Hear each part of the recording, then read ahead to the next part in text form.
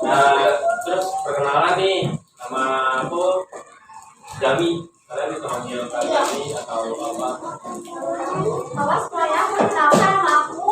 Karena tadi nama aku Kak Aini ya. Kalian juga ada Kak Aini. Halo semuanya, perkenalkan nama aku Salwa. Kalian bisa manggil aku Kak Salwa. Salwa? Ada yang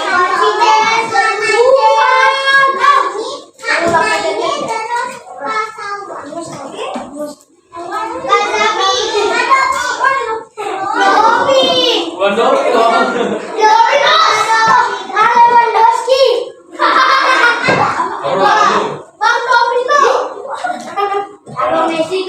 Lanjut ke materi ya, mas, materi ya. Betul sekali, perundungan satu. Lagi. Apa?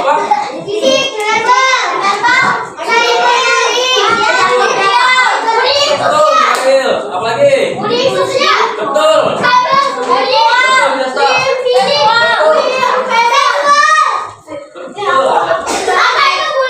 Jadi kita jelasin dulu ya, biar kalian paham.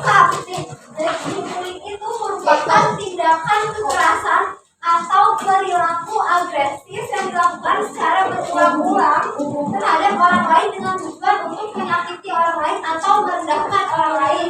Nah, jenis-jenisnya itu ada 4. Yang pertama itu ada bullying fisik. Nah, bullying fisik itu melibatkan kekerasan fisik seperti apa?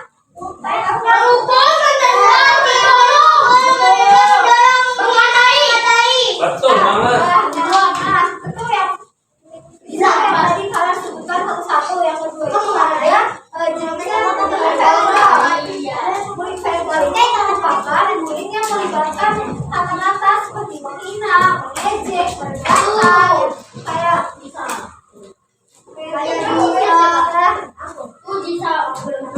yang selanjutnya itu ada bullying sosial. Bullying sosial itu terjadi ketika seseorang mengalihkan atau dikecualikan dari kelompok sosial tertentu.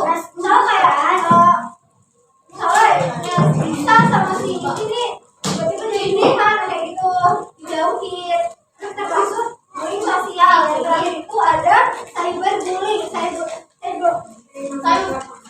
Merupakan bullying yang terjadi di media sosial.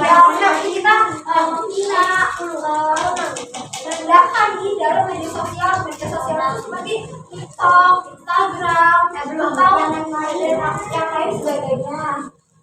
Sebenarnya ada seorang bullying dan dampak dari bullying itu akan Jadi kayak tadi. Betul. Tanda-tanda seseorang terkena bullying. Ada yang tahu tanda-tanda seseorang? Depresi. Betul. Bunuh diri. Nah, seseorang terkena bullying, tanda-tandanya tuh dia kayak misalnya enggak. Misalnya minder. Kayak kalian-kalian yang enggak dibully sama temen-temennya. Terus kayak kalian tau minder nggak minder? Tahu, jauh. Nah, menjauh, terus enggak mau gabung kayak sama kalian, malu gitu. Terus berikutnya dampak terkena bullying. Yang tahu nggak dampak terkena bullying? Oh, masalah perilaku tidak mau bergaul. Ya, betul. Sosial. Ya, jadi tuh mentalnya tuh dia kena lah, terganggu mentalnya. Kan kalian mentalnya ceria nih, bagus saja. Nah, kalau yang kena bullying tuh dampak-dampaknya tuh mentalnya terganggu dia. Makanya banyak kan yang dibully terus yang depresi, akhirnya bunuh diri karena mental terganggu. Jadi ya itu tadi dampak dari terkena bullying. Pada itu ada cara mengatasi bullying. Ada yang tahu nggak cara mengatasi bullying? Betul. Apalagi oke. Dan yang dijelasin ya cara mengatasi bullying itu yang pertama korban itu ada melaporkan pada orang dewasa. Jika dari salah satu kalian itu mengalami masalah bullying, terus juga bullying atau dari korban itu, sebaiknya kalian itu melaporkan kepada orang yang lebih dewasa. Seperti siapa yang orang dewasa? Orang tua, guru, atau ayah Yang baru aja. Terus yang kedua itu ada cari dukungan. Teman-teman yang terkena bullying itu bisa bergabung dengan kelompok yang lebih positif dan itu bisa membantu korban bullying. Jadi dapat dukungan, terus juga bisa mengurangi rasa kesepian dari korban bullying tersebut.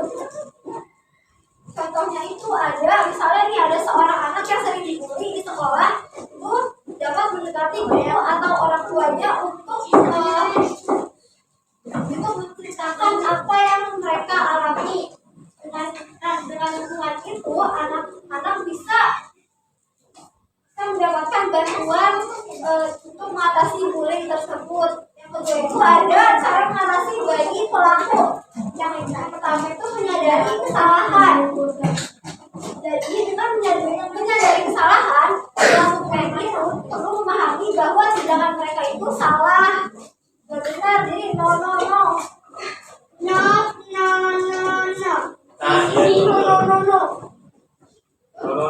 Nah, yang kedua itu ada mengembangkan empati. Ada tahu nggak sih empati itu apa? memahami perasaan orang lain. Mengembangkan empati itu jadi kita bisa mengajarkan pelaku bullying untuk memahami perasaan korban dan juga rasa empati agar bisa mengurangi bullying dampak bullying. Contohnya itu ada seorang anak yang terlibat dalam pelaku bullying dan nanti bisa mendapatkan bimbingan dari orang tua, dari guru, atau dari pihak-pihak yang bisa memberitakan seperti psikiater. Ada yang tahu apa psikiater itu? Terus begitu. Nah itu tuh untuk memahami perasaan korban dan belajar bagaimana mereka berinteraksi secara lebih baik dengan teman-temannya. Boleh dilanjut?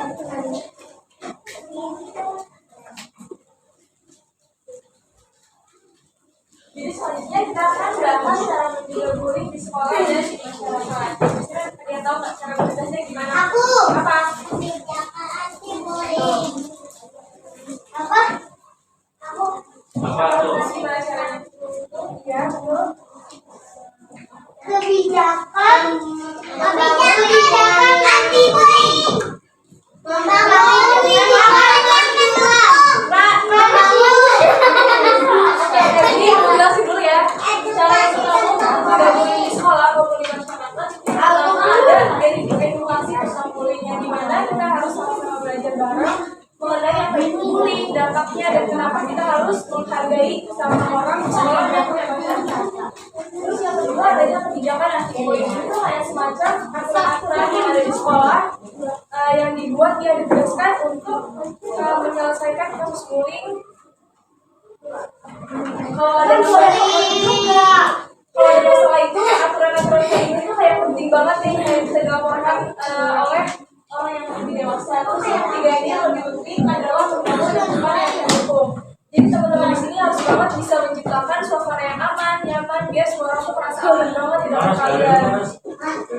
Terus contohnya itu sekolah bikin seminar atau workshop yang seru tentang anti bullying, biar semua sadar kalau misalnya bullying itu salah dan tidak boleh dilakukan. Jadi kesimpulannya, bullying itu perilaku yang merugikan baik korban maupun pelaku. Balik.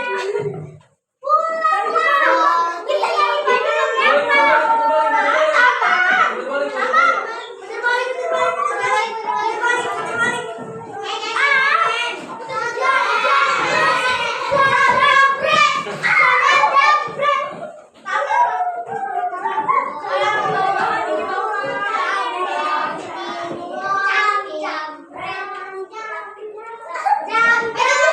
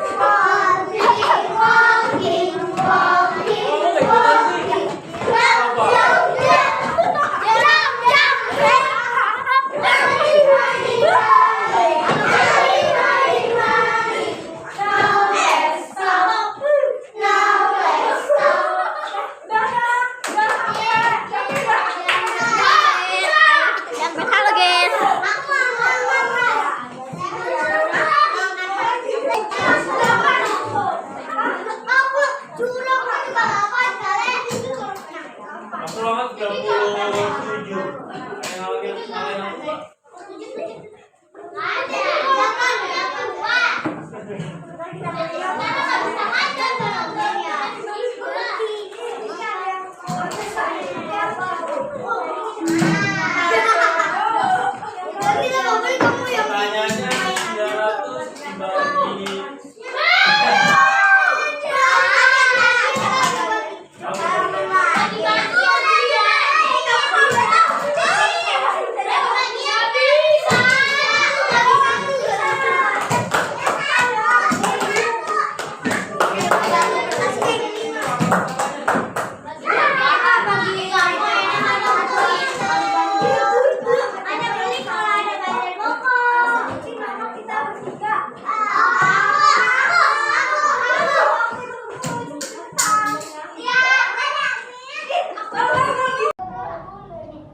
Ayo, 1, 2, 3 ya, 1, 2, 3.